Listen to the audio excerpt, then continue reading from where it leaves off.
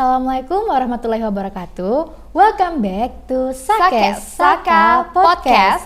Tune into our timeless talk.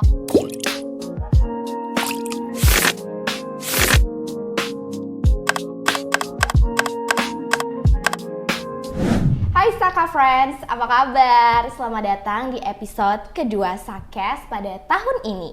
Nah, Saka Friends, pada episode kedua kali ini kita akan membahas mengenai the art of crowd control, yang dimana di sini kita berdua yang sebagai host, aku Adele dari OSIS Sekbid Bahasa dan juga Aku Raisa dari Komisi A MPK.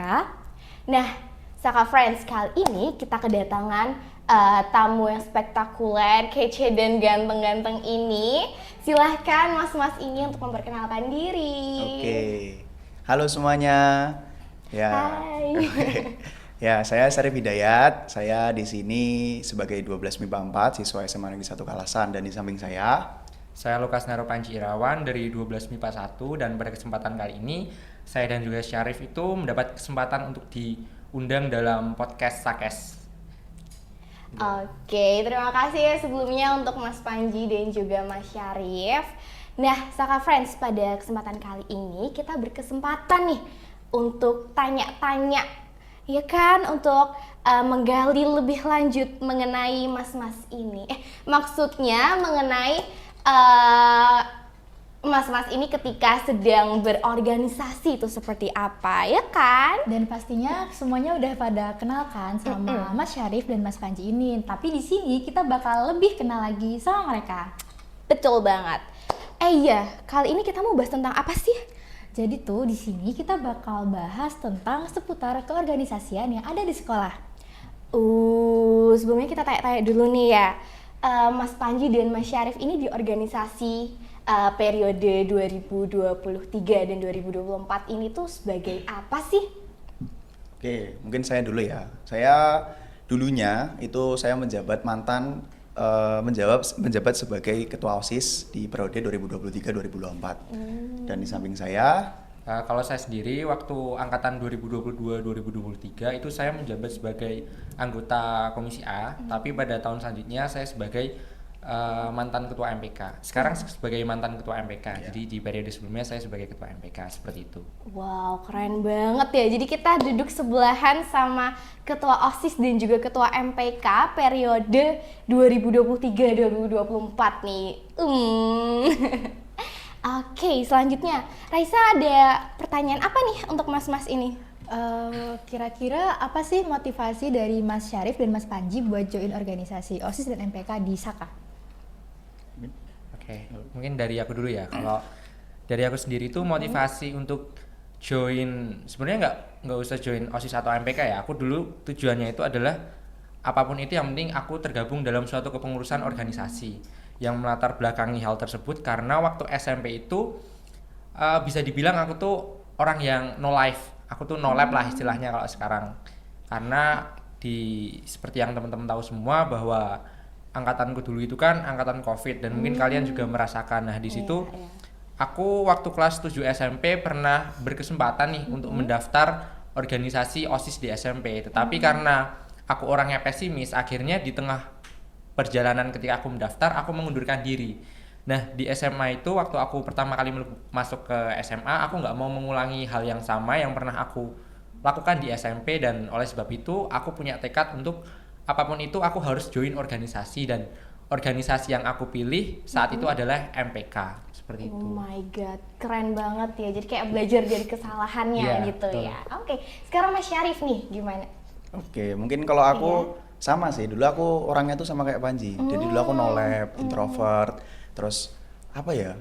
Aku tuh orangnya bener-bener yang anti banget sosial gitu. Oh my god. Terus pada suatu saat di SMP itu gak tahu kenapa dulu peralihan dari SD ya, karena di SD itu dulu warna no lab juga. Terus di SMP tuh kayak aku heran tuh kenapa tuh ada yang namanya organisasi siswa intrasekolah. Awal-awal kan aku tanya-tanya kan sama kakak kelas, ini OSIS ini apa gitu. Terus akhirnya dijelaskan. Cuman rasaku tuh masih rasa heranku tuh masih ada gitu loh. Gitu. Jadi pada saat itu aku bener-bener mau nyoba lah ini apa nih OSIS gitu loh. Aku mau tahu OSIS ini apa, dia tuh ngapain, terus dia nanti bakal berefek apa sih sama aku gitu. Nah, pada saat itu kan ada pendaftaran sama lah sama kayak dia, cuman dia kan mundur. Cuman kalau aku iseng sih sebenarnya awal-awal. Oh, iseng ya? Bener, aku iseng. Jadi dulu karena aku cuman heran, terus akhirnya kan aku nyoba daftar. Iya. Nah, daftarku itu kan awal-awal kan ya sama sih pakai formulir gitu kan. Aku nulis Arif Hidayat bla bla bla bla, motonya gini, terus jabatan yang ingin dijabat sebagai ini. Nah, di situ aku nulisnya tuh sebenarnya iseng. Iya. Aku nulisnya sebagai wakil ketua OSIS. Keren-keren. Wow. Nah, jadi di situ aku iseng kan, terus akhirnya pada saat formulir itu udah dikumpulkan, akhirnya kita dipanggil. Nah, untuk sesi selanjutnya itu adalah sesi wawancara. Nah, sesi wawancara tuh sebenarnya di situ aku juga iseng sih, cuman yang aku waktu itu apa ya? Yang aku waktu itu akhirnya aku bisa jadi wakil itu mungkin karena aku jual PD. Oh. Ya, jadi aku dulu di situ tuh itu sebenarnya aku kalau ditanya apa-apa sebenarnya itu nol besar. Cuman yang penting ngomong lah. Oh, gitu ya. Gitu. Yang penting ngomong, Ah, serius. gitu. Terus ya udah akhirnya pada saat udah selesai wawancara kan apa namanya? Pemanggilan. Iya. Nah, akhirnya dipanggil terus dilalahi jadi wakil. Gitu. Terus itu kan awal-awal iseng. Iya. Terus masuk SMA. Kalau SMA ini udah bukan iseng lagi. Aku ya sebenarnya awal-awal heran sih sama MPK, Majelis Perwakilan Kelas. Di situ aku heran, ini organisasi apa lagi gitu kan. Karena aku awalnya kan mantan OSIS, aku nggak tahu apa itu MPK. Akhirnya sama lah dulu aku sama Panji menjadi anggota di MPK itu. Dan ya mungkin kalau yang waktu di SMA ini lebih serius sih, karena gitu. aku sendiri mau mengembangkan diriku di hadapan orang-orang. Tadi Mas Panji karena tidak ingin mengulangi kesalahan yang ada ketika SMP. Kemudian kalau Mas Syarif tadi iseng-iseng berujung wow gitu Oke, ya. oke. Tapi keren, mas-mas di sebelah kita ini tuh menjabat sebagai ketua OSIS dan ketua MPK yang bisa dibilang kinerjanya tuh keren banget guys. Oh my god. Oke, untuk selanjutnya nih, ketika Mas Panji dan Mas Syarif tergabung dalam organisasi di SMA ini, pasti ada dong rasa enak dan gak enaknya ketika menjalani. Mungkin bisa sharing gitu ya sama kita biar Saka Friends ini tuh ketika melihat tayangan kita tuh kayak wah, oh gini toh rasanya join organisasi gitu. Mungkin aku aja ya. Ya. Oke. Mungkin nanti aku ngasih yang enaknya, mungkin nanti dia ngasih nggak enaknya. Oke, kalau sisi enaknya sih mungkin karena diriku sini punya ambisi untuk apa ya, untuk mau mengembangkan diri. Jadi di organisasi ini aku dapat wadah lah buat aku mau mengembangkan diri.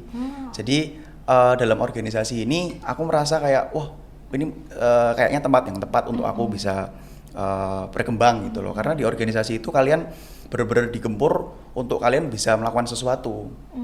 Nah, jadi di organisasi ini juga itu kalian bisa apa ya istilahnya dapat banyak teman. Nah, di situ kan kalian juga bakal apa ya bakal bersosialisasi sama teman-teman kalian. Jadi buat kalian yang dulunya itu adalah orang yang antisosial, mungkin setelah kalian masuk organisasi bakal merasakan hal yang berbeda. Gitu sih. Terus Oke, mungkin kalau aku akan menjelaskan mungkin hal-hal yang cukup nggak enak ya buat di organisasi yang pernah aku ikuti berdasarkan pengalamanku itu, karena aku dulunya adalah orang yang no life gitu dan mungkin bisa dibilang introvert. Aku tuh susah bergaul dengan kakak kelas. Jadi ada suatu masa gitu, ketika aku pertama kali mengikuti event organisasi, itu aku tuh mendapat teguran keras karena aku nggak bisa sokap sama kakak kelas. Dan dari situ sebenarnya aku tuh ngerasa kan di sini aku mau belajar. Kenapa aku pertama kali ikut event itu aku langsung mendapat teguran keras seperti itu. Tapi setelah aku pikir-pikir lagi bahwa apa yang diomongin kakak kelas itu benar. Kalau misalnya aku nggak dipaksa, aku nggak akan berubah.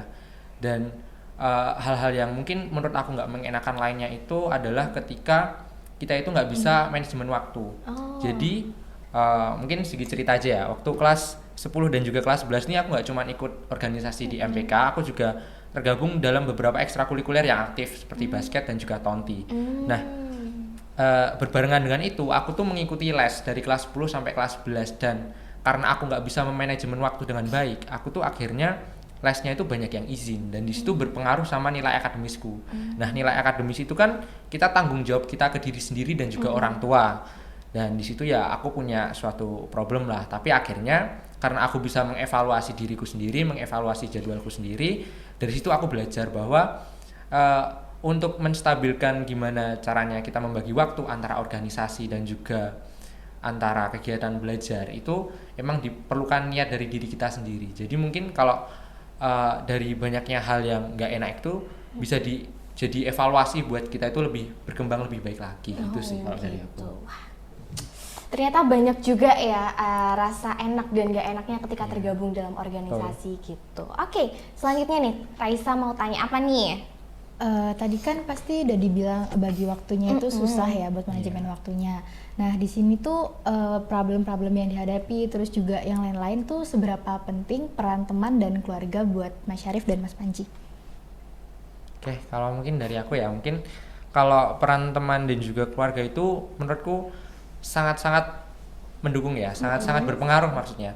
Karena begini, kalau misalnya kita nih berada dalam suatu lingkungan yang dia tuh ambis, kayak aku ngambil contoh dari kelasku sendiri, itu aku menilai bahwa kelasku itu adalah isinya orang-orang ambis, dan dari situ ketika aku terlalu terlena dengan tugas-tugas organisasi, terus akhirnya aku capek dan aku nggak mau belajar, aku tuh ngelihat mereka tuh jadi semangat belajar lagi karena aku nggak mau ketinggalan. Sama halnya juga ketika aku di organisasi, ketika di organisasi itu kan kita nggak sendiri, kita perlu perlu bantuan orang lain, kita perlu menjalin suatu relasi lah, karena tugas yang kita kerjakan itu nggak akan selesai kalau kita kerjakan sendiri. Dari situ aku bisa menarik kesimpulan bahwa yang namanya manajemen waktu di organisasi itu nggak cuman kita pegang sendiri. Jadi semales-malesnya kita pun kita pasti ada dorongan dari orang lain, tetapi kalau dalam hal belajar emang itu membutuhkan kemauan diri sendiri yang lebih besar. Jadi peran teman sama keluarga, peran lingkungan lah istilahnya itu sangat mendukung, apalagi dari orang tua yang pastinya mendukung kita secara akademik, bukan non akademik kan ya, non akademik juga sih, cuman yang lebih diutamakan yang akademik kan. Kita sebagai seorang pelajar memiliki tanggung jawab untuk belajar, pastinya orang tua kita ya pengen nilai akademik kita bagus. Nah, di situ emang kita tuh harus bisa merefleksi lah diri kita sendiri, nggak ada yang bisa disalahkan karena organisasi penting, tapi pelajaran juga jangan dinomorduakan, seperti itu sih.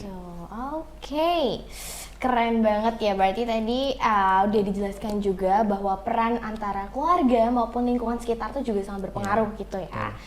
Oke, kan kita udah ngomongin tentang peran antara teman dan keluarga. Sekarang aku pengen tanya, ketika Mas Panji dan Mas Syarif menjabat sebagai ketua nih, gimana sih caranya membangun budaya atau citra positif yang kayak biar teman-teman di luar organisasi tuh ngelihatnya tuh kayak bener-bener wah keren banget nih organisasi, gimana sih caranya tuh gitu. Oke, mungkin aku ya.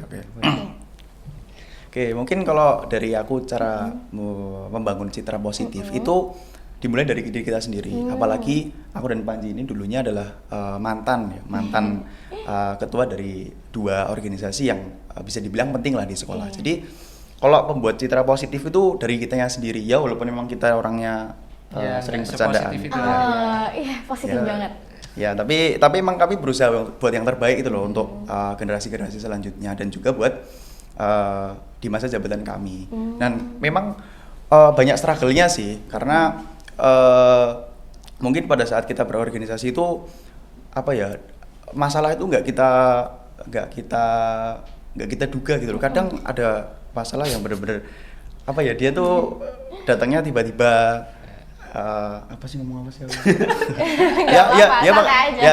pokoknya gitulah, banyak struggle-nya lah. Jadi kalau buat yang bangun positif itu ya setidaknya dari diri kita sendiri lah. Jadi diri kita mau buat memberikan hal-hal positif ke yang lain, dan juga nanti teman-teman bakal ngikut gitu loh. Oh gitu. Ya, mungkin dari Panji orangnya mungkin aku nambahin aja ya, bahwa ketika kita berada dalam suatu organisasi itu menjalankan tugas sesuai fungsinya itu merupakan salah satu cara membangun citra yang baik ya. Sebagai contoh nih, kalau di MPK itu kan majelis perwakilan kelas, dan kita memiliki tugas utama itu adalah sebagai perwakilan suara dari teman-teman kelas nih. Kalau sekolah tuh kita tuh pengen apa sih di sekolah. Nah, ketika kita menjalani fungsinya itu dengan baik, aku yakin bahwa respon teman-teman itu juga akan baik.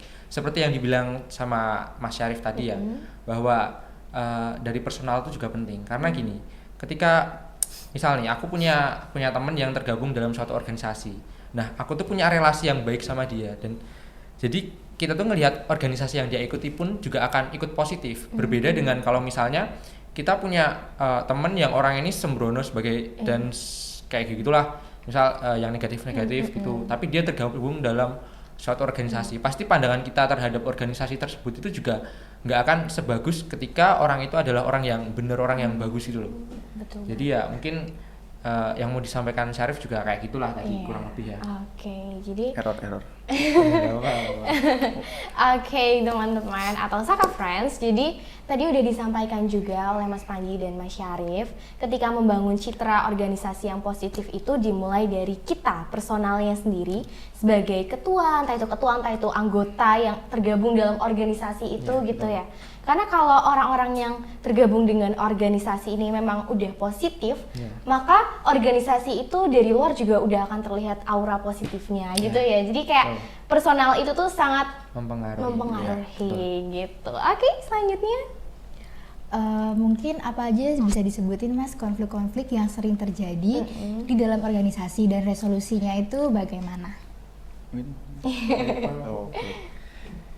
Konflik sih ya banyak sih, yang namanya organisasi pasti banyak gelombang naik turunnya lah, entah itu senang itu sedih. Kalau dari aku sendiri tuh, aku bahkan dari awal aku masuk itu aku udah dapat konflik yang menurutku apa ya, mempengaruhi jalannya masa jabatanku. Jadi dulu itu, ini cerita sedikit-sedikit ya. iya, Ya, jadi dulu aku dari MPK itu kan aku masuk OSIS lah, akhirnya kami di situ. Awal-awal kan pasti kita merancang, pasti juga adik-adik di sini juga pasti awal-awal bakal merancang apa namanya, orang-orang sih apa namanya, yang dia di sekbid itu kabinet, kayak kabinet lah ya, kabinet. gitu. Nah, Okay. dia kan merancang kabinet. Nah, pada saat itu tuh ada konflik di mana aku ngambil temanku yang dia tuh notabene dari si lain menuju ke si yang memang kosong. Nah, pada saat itu tuh emang salahku di situ, aku nggak ngomong dari awal gitu loh, dan langsung aja kaki, kamu masuk ke sini gitu. Nah, di situ tuh jadi konflik di mana yang seharusnya di sini aku tuh memimpin teman-temanku buat ayo kita nyari teman-teman yang berpotensi lah buat di si ini, tapi malah aku ngurusin satu katanya suruh deket ke mic. Sorry. Nggak apa-apa. Ya. Jadi pada saat awal itu akunya malah sibuk ke satu orang itu. Iya.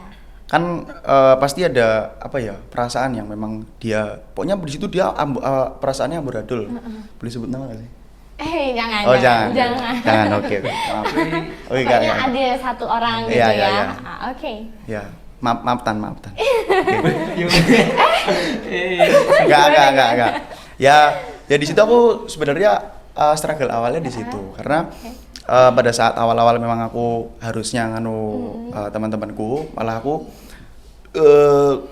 ngurusin salah satu temanku yang memang perasaannya memang lagi bisa dibilang nggak bisa diatur lah gitu. Oh gitu. Ya memang di situ senangku di situ sebagai ketua tuh aku bisa apa ya, memengaruhi anggota-anggotaku lah, biar kita tuh apa ya, karena anggotaku tuh adalah anakku. Kata-kata hari ini. Kata-kata hari ini enggak. Ya adalah anggota ya segitulah.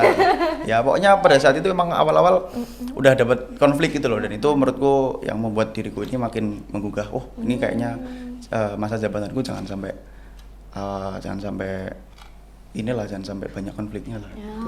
Gitu. Oke. Terus nih, aduh mau tanya apa ya tadi? Oke, gimana sih perasaannya Mas Panji dan Mas Syarif ketika menjadi ketua tuh, kayak apa ya? Perasaan yang ada dalam diri tuh ketika didapuk menjadi ketua dalam organisasi OSIS dan MPK tuh, apakah ada rasa kayak merasa terbebani atau malah merasa bangga bahwa akhirnya aku bisa menjadi ketua dan aku bisa mempengaruhi yang lainnya? Gimana nih perasaannya? Ya mungkin dari kita berdua aja ya, cuman dimulai dari aku nih. Iya.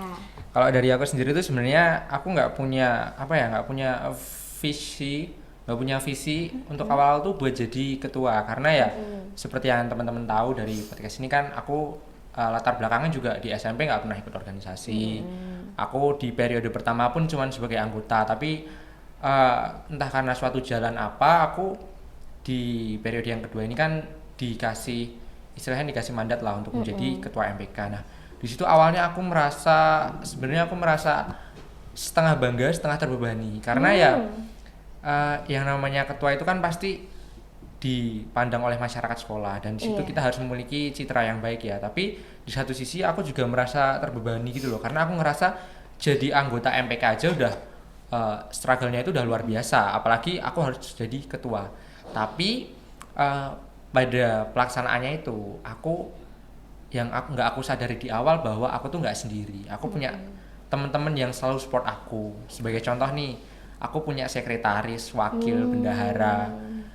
Mungkin aku sudah ya. Itu aku makasih banget buat Arlin, Nafila, Ratih, Ari, sama banyak teman-teman yang lain. Iya, banyak teman-teman yang lain ya. Mungkin aku sekarang udah lupa lah karena kita kurang komunikasi ya. Aku mau makasih banget sama mereka karena selama aku jadi ketua nih, aku benar-benar ngerepotin mereka gitu loh. Jadi dengan aku yang nggak siap jadi ketua, pada awalnya nggak siap jadi ketua, dengan mereka yang udah terbiasa di periode sebelumnya tuh, aku dapat dapat dorongan yang kuat gitu loh. Jadi dari awalnya aku ngerasa minder, bisa nggak ya nih aku bersaing sama Syarif yang dia ini kan image-nya udah bagus nih, ketua OSIS di SMP. Sedangkan aku kan nggak punya latar belakang yang sama kayak Syarif nih. Tapi dalam pelaksanaannya juga aku dibantu sama Syarif sebagai ketua OSIS, gini loh caranya, gini. Oleh karena itu aku juga dalam pelaksanaannya itu aku jadi ngerasa enjoy nih, kayak enjoy. Oke lah, kita yang penting melakukan apapun yang kita bisa, sebisa kita, gimana caranya itu ngebuat orang-orang yang percaya sama kita itu nyaman dengan kita gitu loh. Dan dari situ aku ngerasa bahwa ternyata emang bukan suatu ketidaksengajaan aku jadi ketua MPK itu, emang ada jalannya gitu. Kalau dari Syarif mungkin Jadi pertanyaan apa? Saya jadi lupa ya. Ini gimana sih perasaannya ketika menjabat? Salting ya, apa?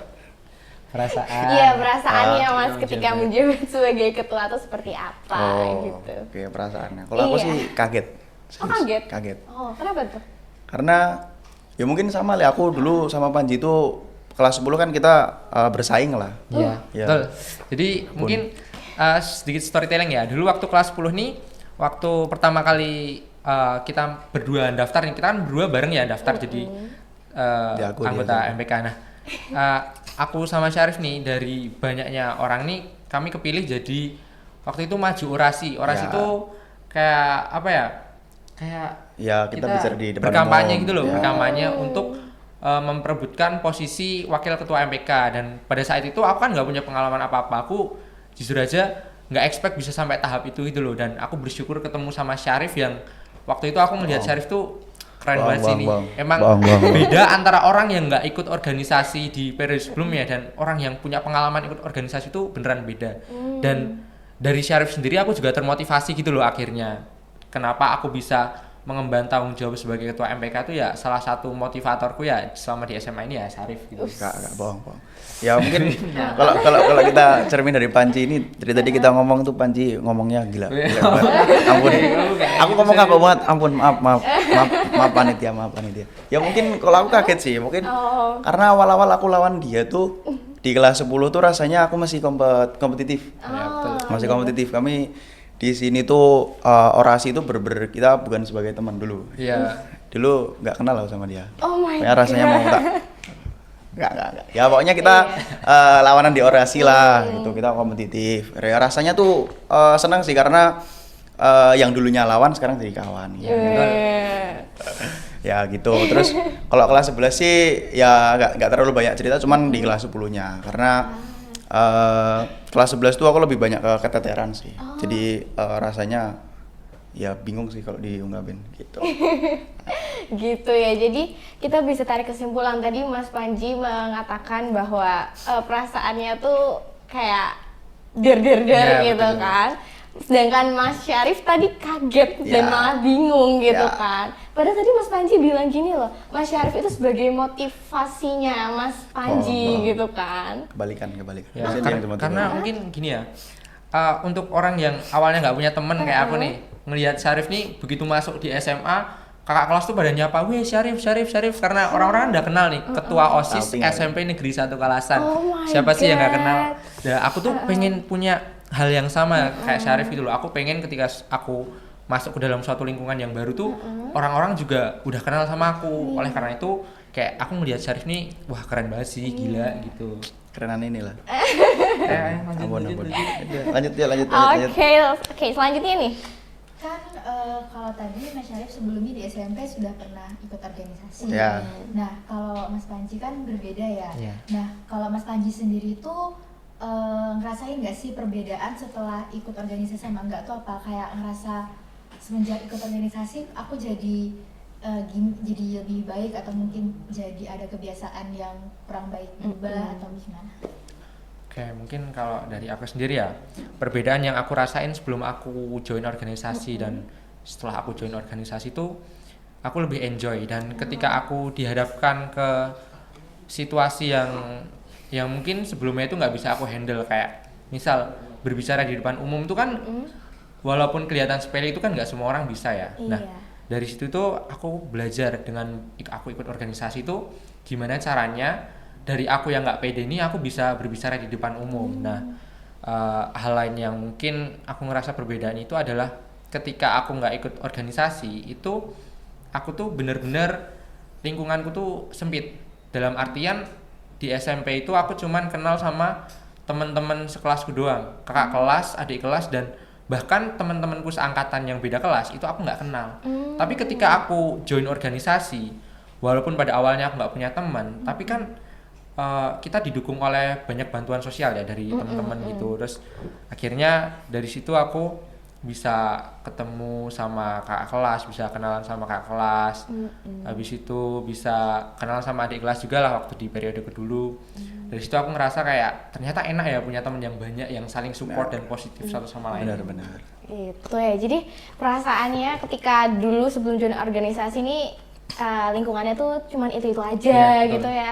Ketika udah join organisasi, lingkungannya tuh jadi luas. Iya.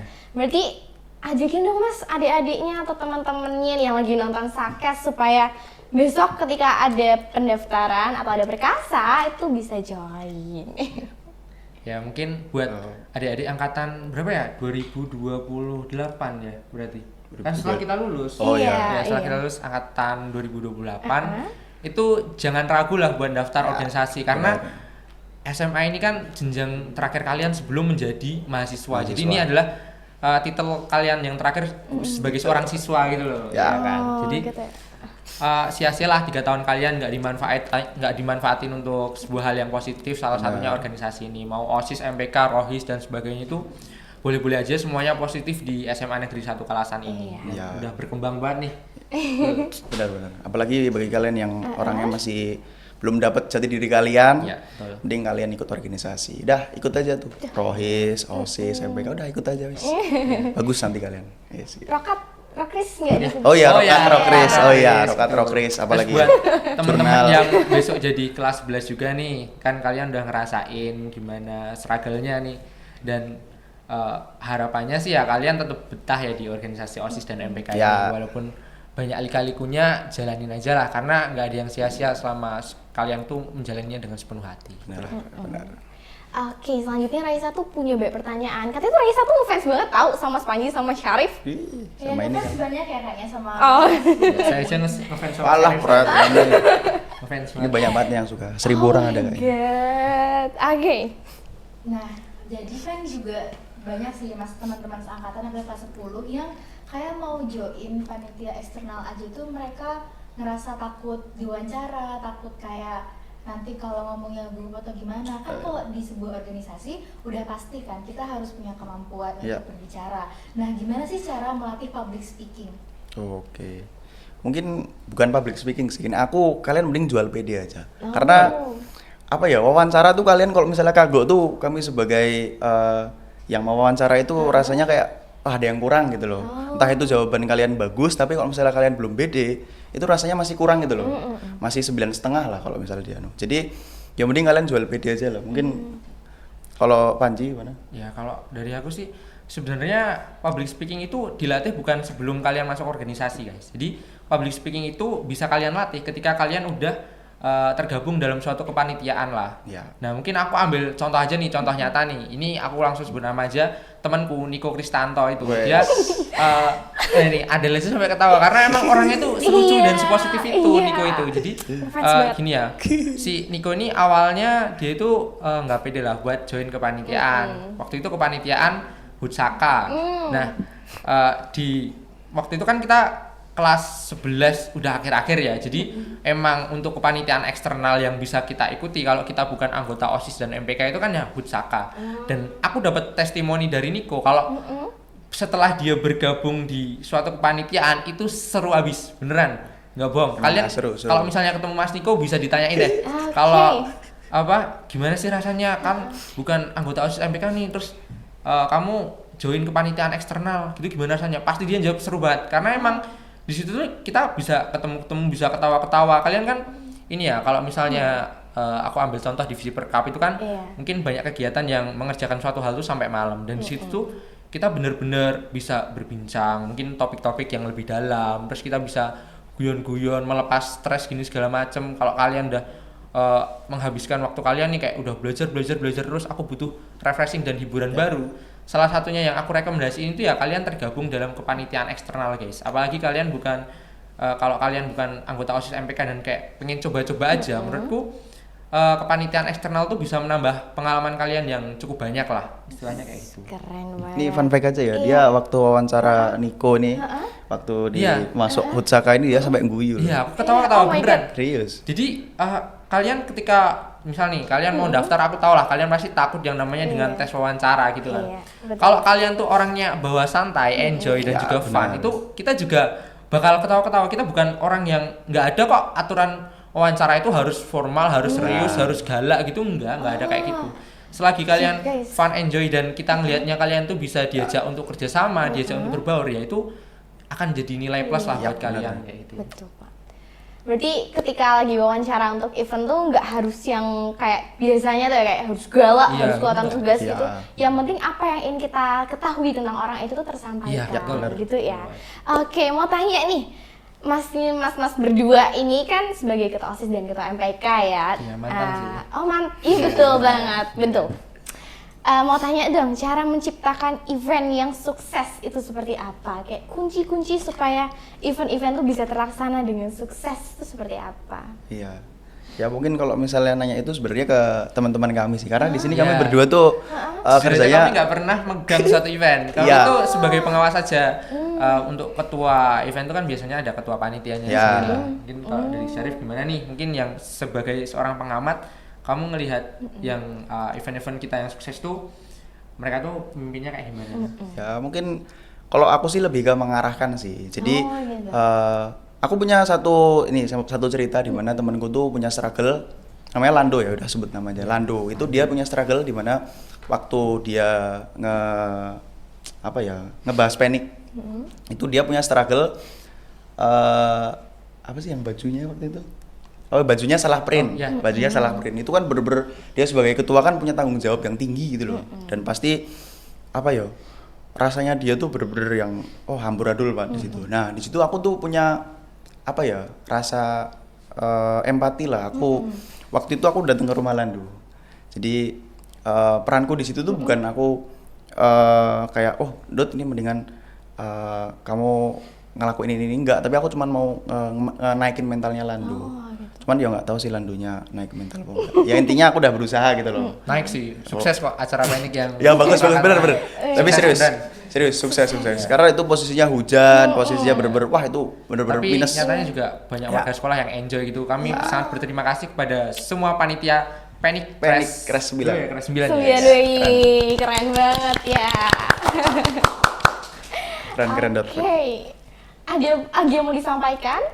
Apalagi ya? Mungkin kalau aku gimana suatu event tuh berjalan dengan sukses itu ya salah satunya itu jangan miskomunikasi maksudnya, terus kerjasama yang bagus dan juga perseorangan dari kepanitiaan itu harus punya semangat yang sama untuk menyukseskan suatu event. Karena kalau yang semangat cuman ketuanya doang atau koornya doang itu nggak akan tercipta suatu event yang sukses. Betul. Kasihan ketuanya. Iya, betul. Iya, betul banget. Nah, jadi kesimpulannya buat menciptakan suatu event yang sukses itu diperlukan kerjasama tim yang baik juga. Ya. Nah, kan Mas Syarif dan Mas Panji ini kan pernah mengikuti DBL juga ya. Itu gimana bisa ikut DBL padahal kan ikut Tonti juga, terus juga Oh my God. waktunya bertabrakan dengan mungkin pelajaran atau yang lain-lain. Iya.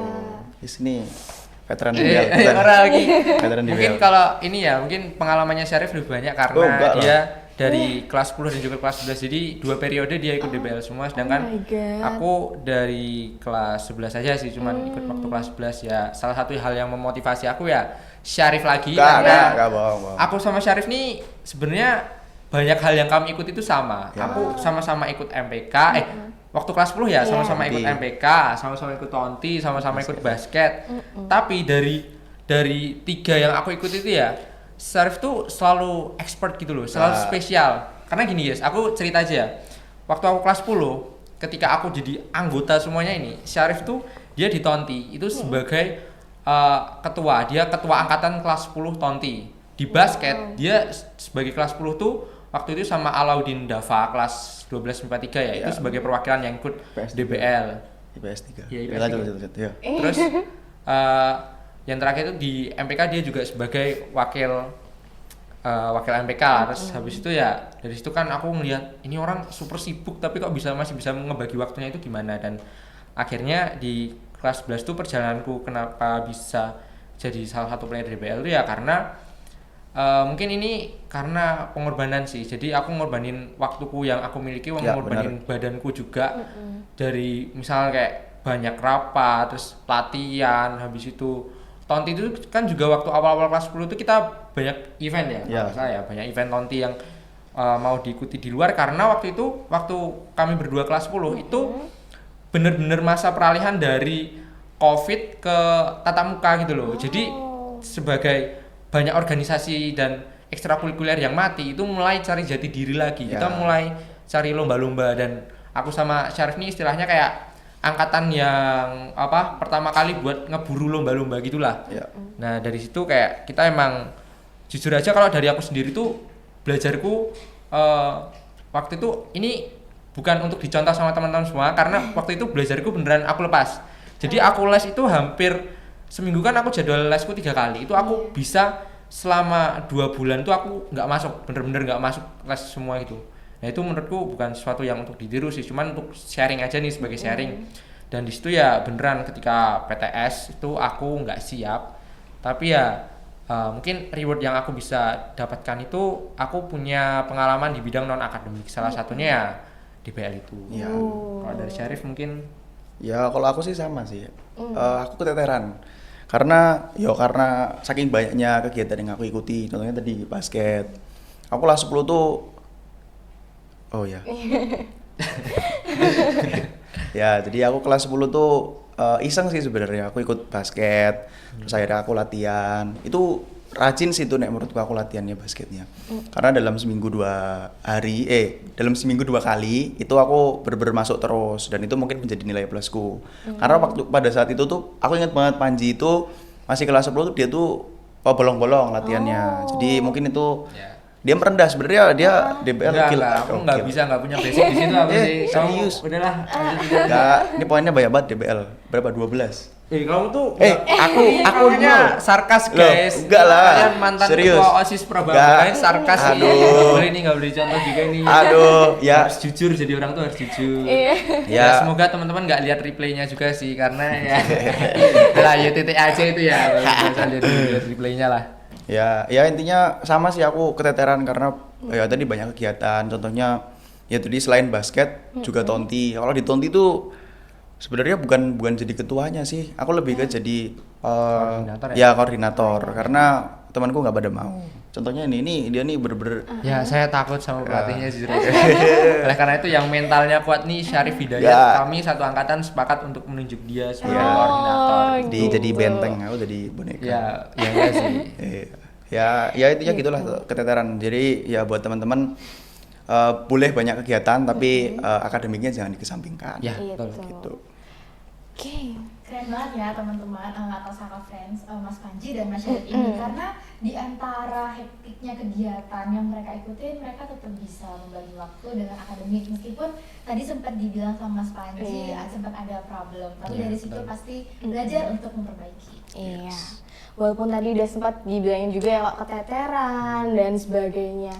Tapi nih, ketika sedang menjalani suatu event atau lebih tepatnya menjalankan organisasi, itu ada nggak sih di posisi atau masa benar-benar berada di titik terendah, kayak benar-benar kayak ngerasa aku tuh stress banget, aku tuh benar-benar kayak udah dalam tekanan, pressure banget gitu. Pernah nggak kayak ngerasa benar-benar aku udah gak kuat gitu? Ya mungkin aku dulu ya. Ya. Mesti ada lah. Iya. Stres tuh kalau misalnya kalian di organisasi itu mesti ada.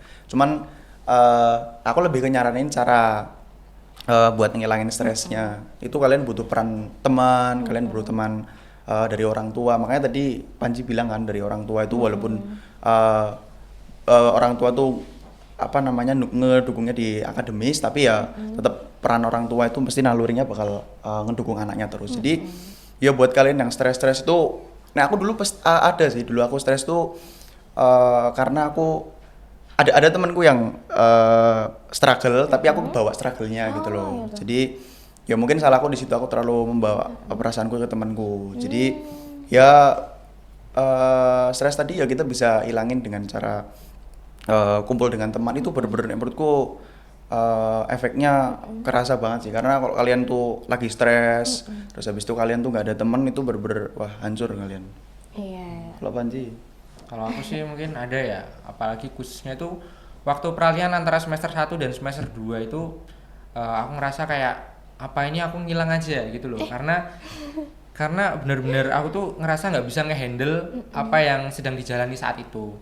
Tapi pada akhirnya ya aku ingat lagi kalau aku tuh punya yang namanya wakil, sekretaris, punya sisi yang lain juga lah yang mendukung komisi A, komisi B, komisi C, dan dari situ aku belajar untuk gimana caranya problem yang aku miliki ini nggak cuman buat aku aja, tapi aku minta bantuan teman-temanku untuk yang lain juga untuk ngehandle gitu loh. Dan dari situ aku bisa menyelesaikan suatu persoalan yang ada dengan bantuan dari mereka gitu sih kalau aku. Gitu. Oke. Raisa tadi mau tanya apa, Raisa? Kan Mas Panji dan Mas Syarif ini punya latar belakang dari SMP yang sama ya. Iya. Nah, tujuannya atau motivasinya lah bisa lanjut ke Saka tuh apa? Di antara banyaknya pilihan yang lain. Iya. Nih. Betul banget nih. Mungkin dari aku ya.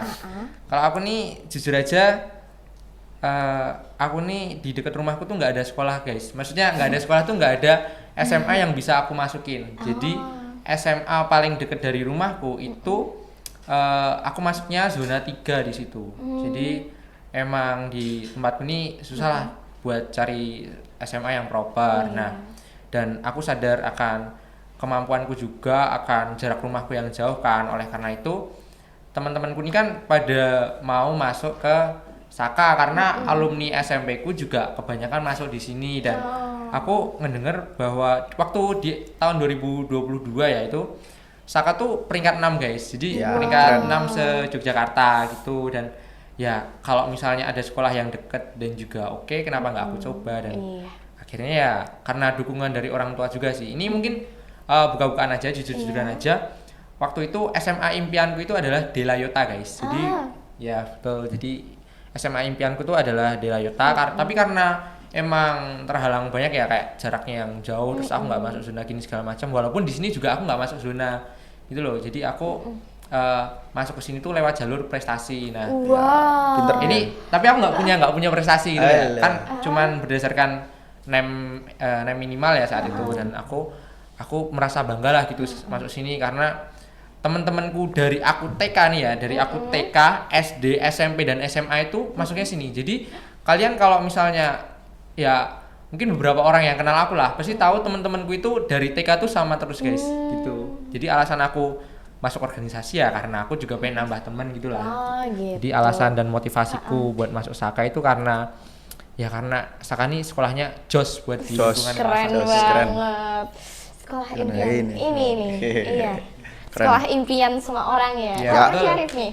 Kalau aku sih sama sih, mungkin aku dari kakak kelas. Karena hitungannya aku dari SMP ke SMA itu kita cuma pindah gedung ya. Ya betul. Cuman Terus pindah setengahnya bener-bener isinya anak-anak SMP satu kalasan. Kalau aku kan. Oh. bahkan waktu kita MPLS saja Ya. kan kalau MPLS itu masih pakai seragam SMP ya dan seragam batik dari berbagai SMP itu kan beda. Nah itu kita satu kelas tuh Biru batiknya semua. biru semua Biru ya. semua. Biru semua. Anak SMP satu kalasan semua. Ya, benar. Mendominasi ya. Ya.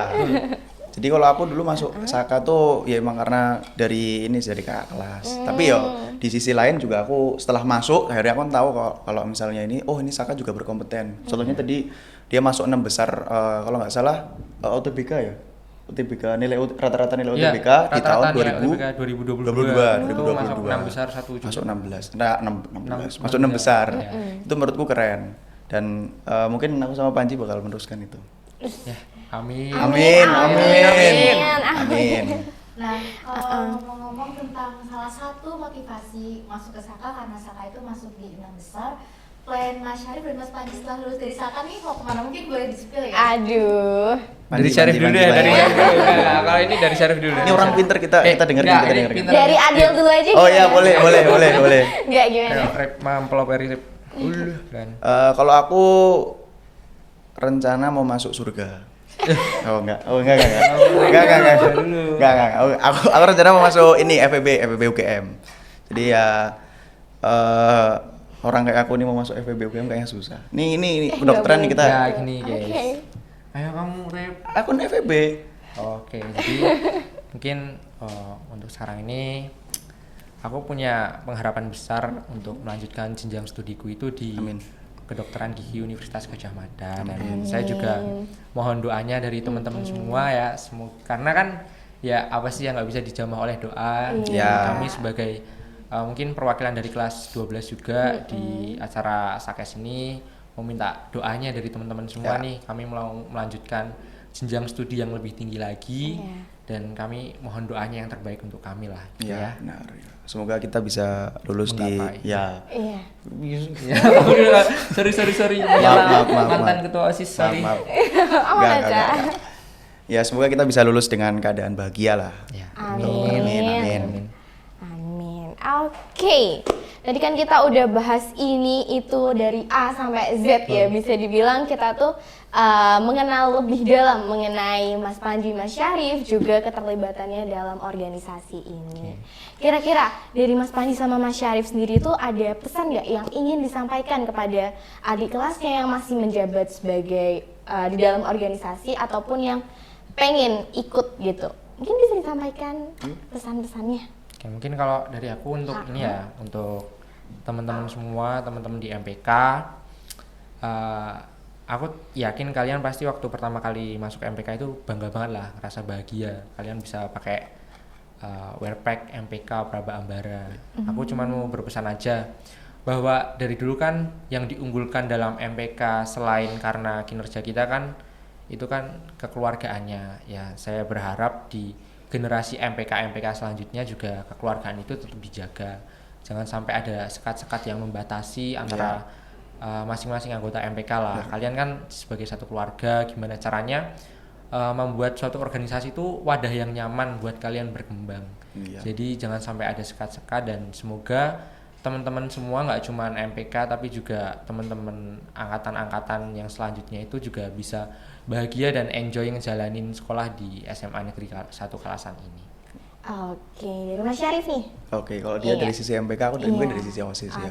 Ya mungkin sama, struggle-nya OSIS sama MPK ini sama. Cuman OSIS tuh kalau menurutku tuh OSIS dia struggle-nya lebih karena pada saat dia ada event itu OSIS lebih banyak megangnya. Oh iya. Apa dengan Ini ya udah. service. Oh ya, salting aku. Aduh. Ya, udah apa? Oh. Ya, tadi ngomong sampai mana sih? Oh ini, kalau OSIS itu struggle-nya lebih banyak karena kebanyakan dari event yang ada di sekolah kita itu ketuanya dari OSIS semua. Nah, MPK tuh dia emang apa ya, walaupun dia adalah sebagai pengawas, walaupun dia sebagai kinerja kita kan sebagai pengawas. ya, tapi walaupun dia sebagai pengawas, dia juga ikut andil lah dalam melaksanakan event. Contohnya ini kan ada 2 nih. Ya betul, Ya. ini dari OSIS dan juga dari MPK nih Iya, betul teman-teman. banget. Jadi Mereka punya skill public speaking yang keren banget Iya, nih, keren bisa banget. diapresiasi. Jago-jago dah. Oke. Jadi sampai mana aku? Sorry. Ya orang aku. Ya intinya buat teman-teman adik kelas yang mungkin sekarang lagi struggle, mungkin masih nggak awal ya, udah mau akhir periode ya. udah mau akhir Ya itu bakal lebih struggle lagi. Ya jadi buat teman-teman ya, kalau misalnya kalian butuh bantuan ya kalian komunikasi lah sama teman-teman kalian.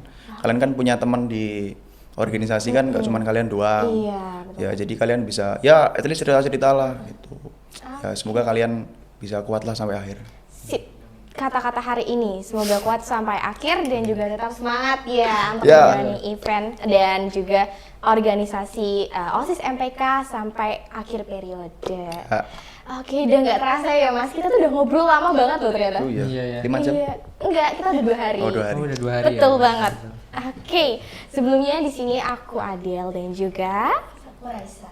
ya kita mengucapkan banyak terima kasih kepada Mas Panji juga Mas Syarif udah berkenan mau menjadi special guest star kita nih Waduh. untuk memberikan motivasi dan juga sharing-sharing cerita mengenai keorganisasian itu seperti apa. Sebelumnya Adel dan juga Raisa mau Minta maaf apabila di sini ada mungkin salah kata atau ada mungkin sebenarnya ada pertanyaan yang kurang berkenan untuk Iya. dijawab. Udah bagus Tapi banget, sudah bagus mau banget. jawab. Iya, kita ucapkan baik terima kasih dan juga mohon maaf sebesar-besarnya apabila ada salah kata maupun perilaku kami berdua ketika memandu Sakes ini. Oke, jangan lupa nih untuk Saka Friends semuanya, jangan lupa untuk subscribe, kemudian follow semua Instagram, YouTube, dan juga TikToknya Praba Ambara ya. Nanti kan bisa cek di sini di bawah ini. Tada! Ya aku selalu pengen kayak gini ya. Udah aku selalu pengen punya YouTuber. kayak Ini aku mau ini YouTuber. nanti ada apa? Gambar IG terus. Iya, betul banget. Oke, Oke, mungkin jadi ini akhir dari Oh, iya. perbincangan kita. Dadah. Dadah. Terima kasih.